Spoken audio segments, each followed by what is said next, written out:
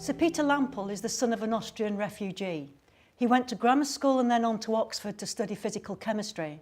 He had a career in business and finance, mainly in the United States, and then returned to the United Kingdom. He founded and funded the Sutton Trust and is probably now one of this country's best-known educational philanthropists. Peter, the fact that you are the son of a refugee who had to make it for himself, what kind of impact has that had on what you've done since then?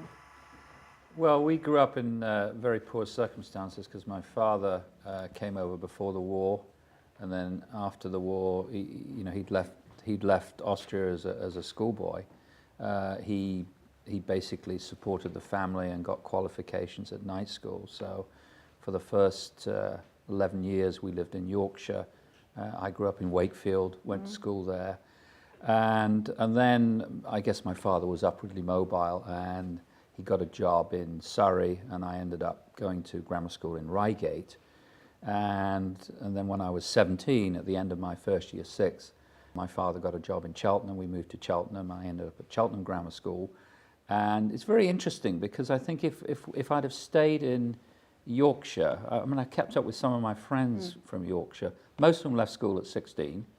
So I probably wouldn't have gone to university.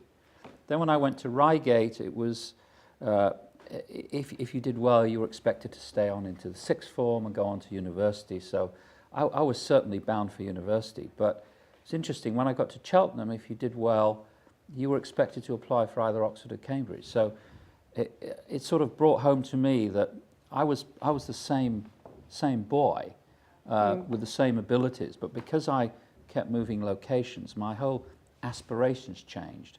But presumably that was because the type of pupil that you found in each of your schools at Wakefield, Reigate and Cheltenham was different. It wasn't my parents, it was pupils I mixed with, but it was also the teachers. The teachers had much higher aspirations in these different kinds of schools. Is this sort of a north-south split, or is it a social class schools that have got more middle-class children than less affluent children difference? I mean, obviously, where I grew up in Wakefield was more or less a working class area. I don't think it's a north class. I think it's more of a class it's a social class thing. And then we moved into into a nice detached house in Surrey. I was in a different environment. So I really appreciate the importance of aspirations and raising aspirations for kids. But would you say that your ambition, your determination to do well, it came as much from school as it did your parents? My aspirations came from the schools I was at. They pulled me through. It wasn't my parents pushing me at all.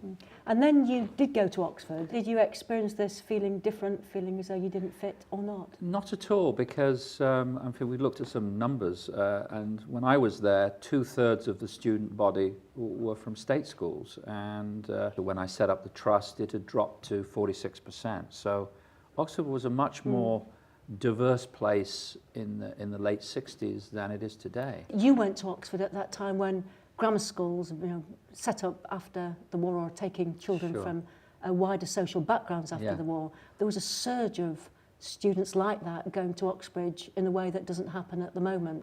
At that time, we had the direct grant scheme, which were actually private day schools that were most of them called grammar schools. I went to one, Reigate Grammar School, which were actually private schools that were state funded, and they were effectively part of the state system and were classified as state schools. Right. Okay, so your next 20 years or so, you spent quite a lot of time in the States. Yes, I'd set up my own business in New York, and we'd open an office in London and in Germany, so that had gone very well.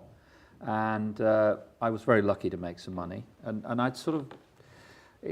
I'd gotten bored with business and making money, so I was looking for something else to do. Was it a deliberate decision, or did you sat here and think, well, I don't have to earn at the moment, I'm not sure what I want to do? Well, exactly. Come back to England to be a philanthropist? No, I really came back, but the reason I moved back is actually I got married to someone who was living in London, so I came back because of that, and we also had an office here, so I moved essentially from New York to London. And I just decided I wanted to do something helpful. It wasn't a big thing. And the first thing I did was, after the Dunblane massacre, I got in touch with people who were organizing a campaign to ban handguns. And I mean, it was the most moving thing, because a couple of days later, there were a father of a little girl who'd been killed at Dunblane was sitting in my living room, and the father of a little girl who had been killed at Hungerford, which was a massacre earlier, showed up in my living room. Both in the 90s, yes. Yeah, and it was so moving. I just said to them, look, I'll fund whatever you need, but I want to do it on an anonymous basis, which I did. And as you know, that was a huge success. We had a free vote in the House of Commons. Right. And about 97, 98, yeah, I think. exactly. So that got me a taste for philanthropy. Yes. Yeah. But you then, I mean, since then, you've worked predominantly in education. Yeah, so almost exclusively, yeah. Having sort of had a taste of philanthropy and realised the influence you could have, why then start the Sutton Trust in education?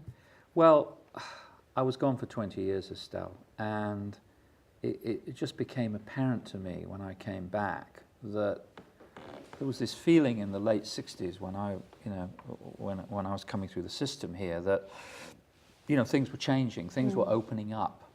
And it seemed to me, coming back 20 years or so later, that things had gone the other way, that things actually were closing up. I'll give you a couple of examples. I mean, I went back to my old school, Reigate Grammar School. All the places were free when I was there. It was now 100% fee paying. So a lot of kids, probably myself included, who were there, wouldn't be going there. I went back to my college at Oxford. When I was there, there were loads of kids from South Wales, working class kids there. Virtually none anymore. I mean, the whole mix had changed. So it was just seeing these things. Most of my friends who were state educated were sending their kids to private schools. I thought, what is going on here? But one of the things the Sutton Trust has actually done is that it's very good at gathering evidence. What you do is deeply rooted in a lot of statistical research. So, and some of it's quite frightening. I mean, of the research that you've done, what keeps you awake at night? Well, I think probably the most interesting and influential piece of research we've done was funding the London School of Economics to look at social mobility. What's happened to social mobility in Britain? And they basically showed that actually over the last 30 years or so, social mobility has actually declined. I mean, the opportunities to move up for ordinary kids and less privileged kids have gone down.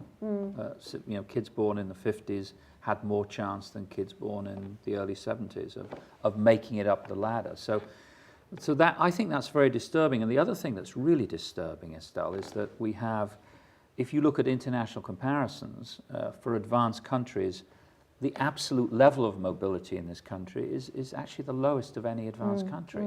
So that's what really drives me. And you've talked about the trust, but our whole focus is to try and improve social mobility through education, because there are lots of reasons for low social mobility and declining mobility, but education is a key one.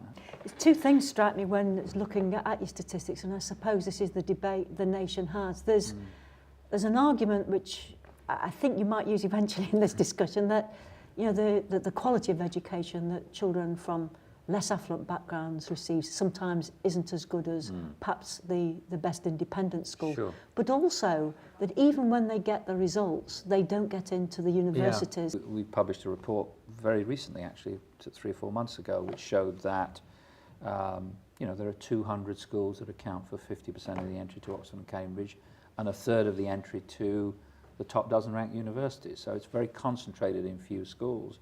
And we showed that it's not just based on A-level performance, that these schools actually get far more places than they should based on their performance. And there are thousands of comprehensives and sixth form colleges that kids are getting very good results, but aren't, for whatever reason, aren't getting into the top universities. So is that they don't apply, or is it that the universities have a connection with certain schools and it serves them well to I don't think there's that? any skullduggery going on here from the universities. We're doing much more work on this, but I think the main reason is that they don't apply. And then why don't they apply? Well, first of all, we've got this very strange system where you have to apply before you know your results. Yes. And obviously, if you're at a good state school or an independent school, that's not an issue. But if you're in a comprehensive and you're maybe the only pupil who's in that position, it's very difficult. Then we've got the whole, the aspirations and perceptions, and we have actually surveyed,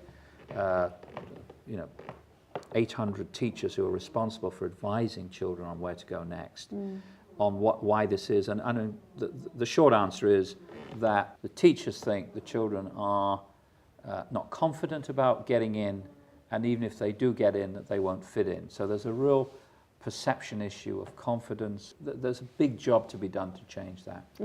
I think what you're delving at really, it's this unanswered question of why as a country we've not really found a way of teaching children from all backgrounds to achieve their potential.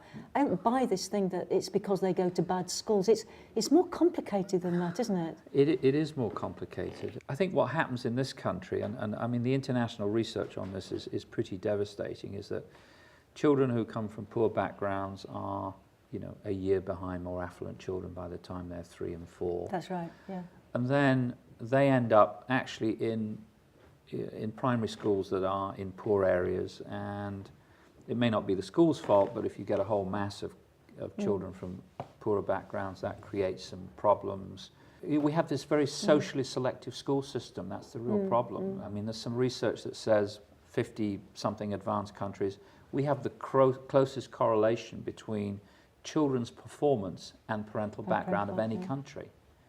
And you know, and unpicking that is really an enormous challenge.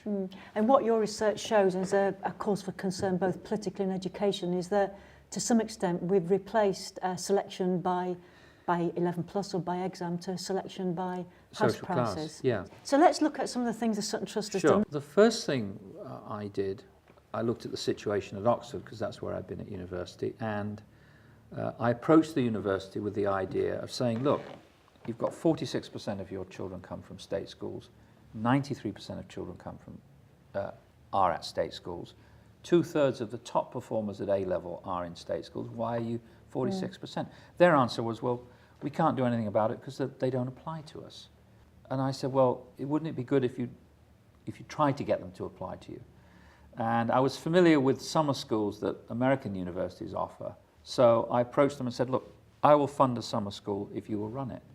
So we got 64 children up to Oxford from schools they'd never heard from, first Oxford summer school, and 16 of these children ended up getting in. So in that first year, from in the that first semester? year, That's 16 incredible. of them ended up getting in, Yeah. and these were all new students. Yes.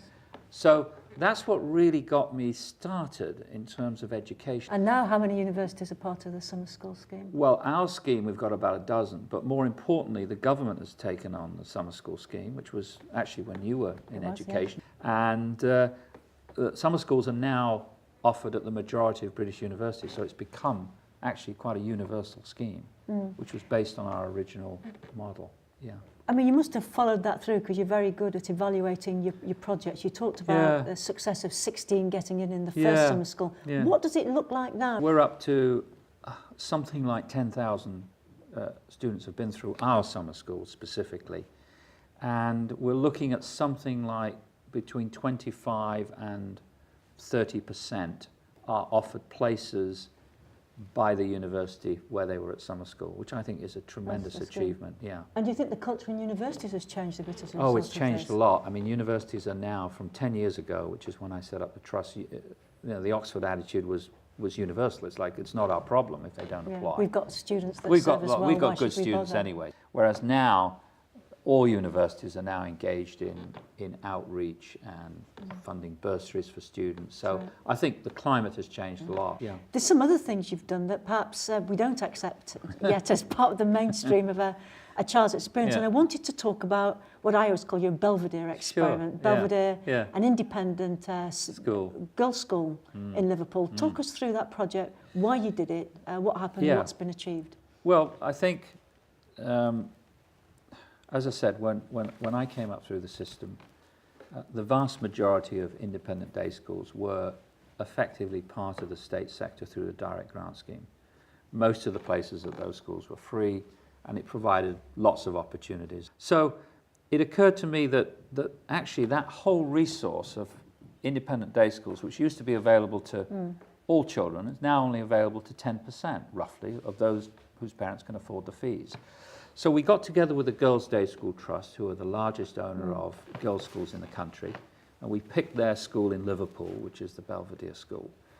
And we said, and this is nearly 10 years ago now, or 7 or 8 years ago, we said, look, anyone that gets into the school gets funded. And we did much more than that. We did a lot of outreach. We got girls from all sorts of backgrounds to apply. Applications went from 130 to 400. We changed the admissions procedure from a maths and English test. We had a verbal and non-verbal reasoning test. So we opened up the school. And the way it works is that children who get in who require funding then have a means test, and depending on their income and assets. So the test is wealth blind. It is what the Americans call needs blind. Yeah. Yeah. So the scheme ran for 7 years, and 30% were on free places, came from family income of less than about 14,000 a year. 40% paying partial fees, and 30% paying full fees. So we had a terrific social mix. Huge social mix. Fantastic social mix.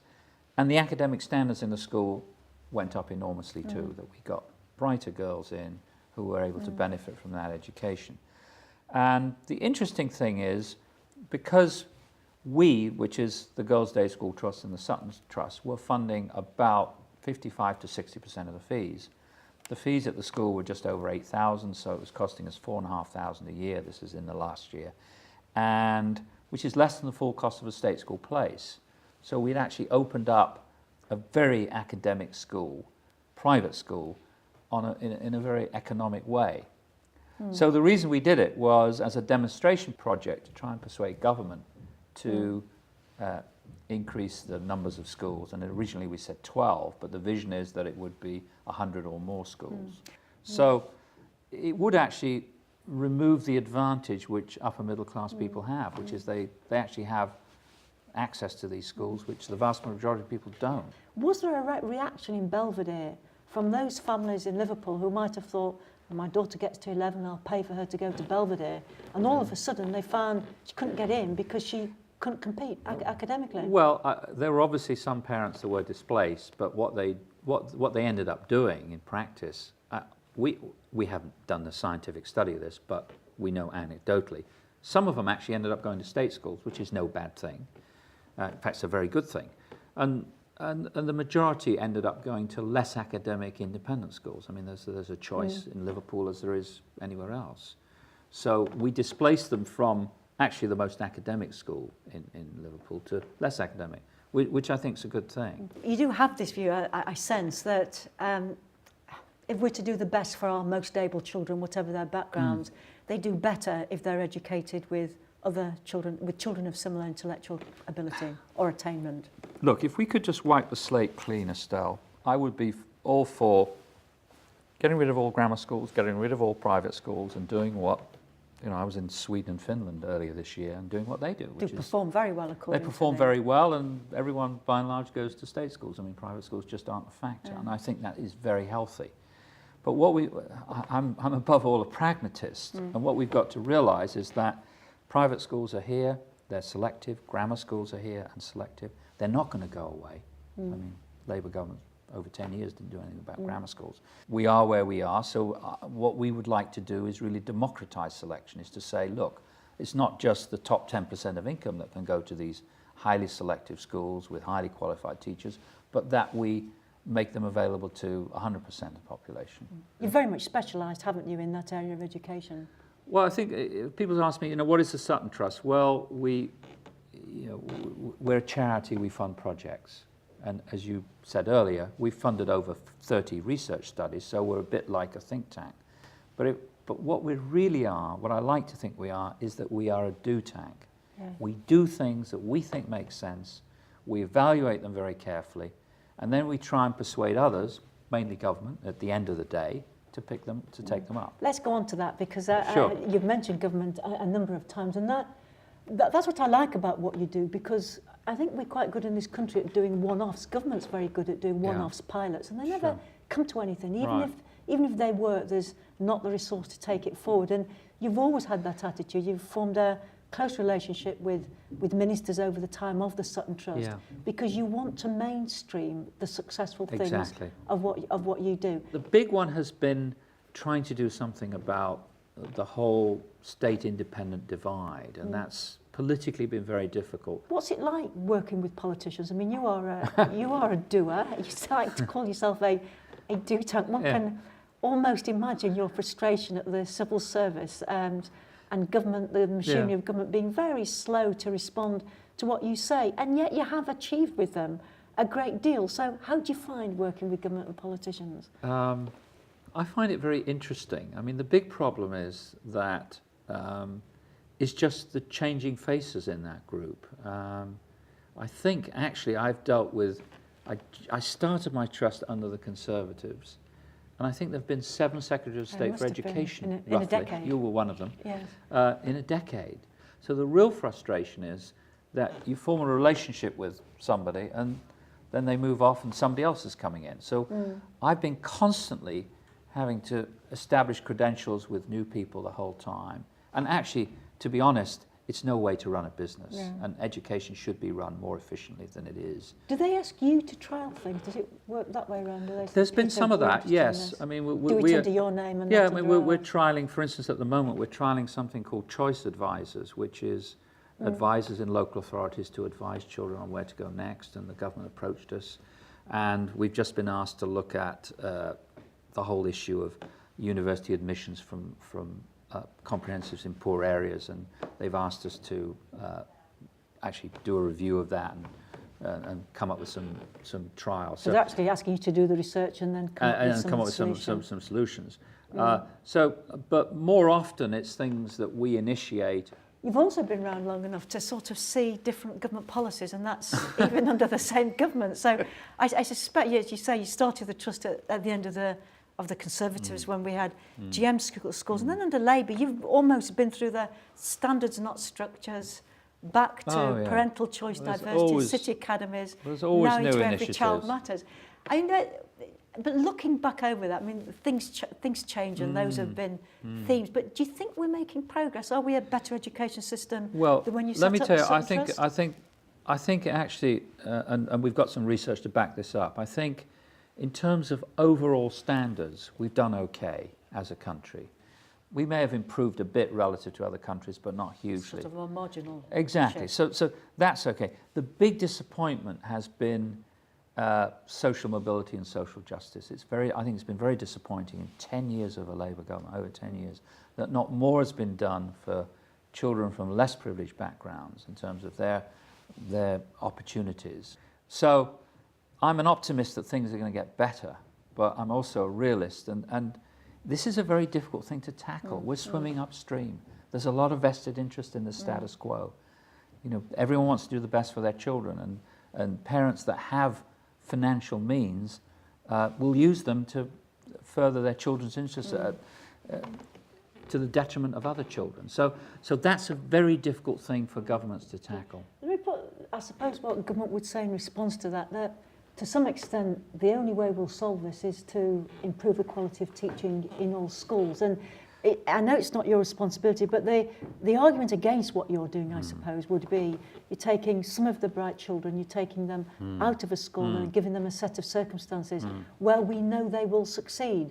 And you've done well for them, but from a government's point of view, that can't be a national education system because we've got 60% left behind. Well, I think, look, the bigger agenda is to take children from really less privileged backgrounds and less able backgrounds and give them a great opportunity. I mean, take the Belvedere example. You say, hey, we're taking all these children out of the state sector. Every year in the catchment area of Belvedere, which is Merseyside, it's wider than Liverpool, there are 10,000 children that go from primary to secondary. 50, we have a class of 70 or 72. 50 of those children come to Belvedere because they can now afford it. So we're taking 50 children out of 10,000. That's not a lot. No. And these children are actually very bright, Estelle. We're probably talking about top 2 to 3%. Top 2 to 3%. And I feel really good about the fact that I know all those girls are going to go to university. They're all going to be given a really good chance. So these are really able girls.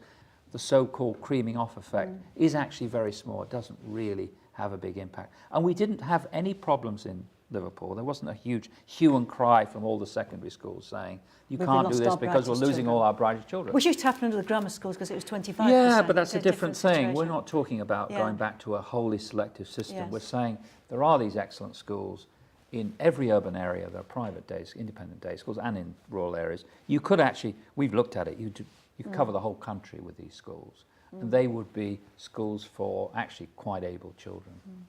Peter, you had 20 years sort of in business doing, Yeah. which sounds less interesting No, than the I've things we've put- spoken about. But I was going to ask you sort of, just to finish up, which has fulfilled you more? Which of those two bits of your lives have Well, you enjoyed most? Estelle, it was absolutely thrilling for me to set up my own business, and I came very close to not making it. I was, after 18 months, I think I was technically bankrupt, but my accounting system was so bad I didn't realize it. So I kept on going anyway, and eventually things turned around for me. That was very exciting. And then I started this thing, as I told you, just based on wanting to be helpful. But this thing has been amazingly fulfilling. I mean, It's full time for you. oh, it's full time. I mean, the first year we did the Belvedere scheme, I mean, I had tears running down my eyes because all these girls came into the school, bright-eyed and bushy-tailed, getting this amazing opportunity. And it's really, and the number of letters we get, and the children I meet on They'll our keep summer contact with you schools, for a long time. yeah, and it's just so fulfilling, just to be doing good things. And then the other thing, of course, if you do something and then government takes it up, that of course is also very fulfilling.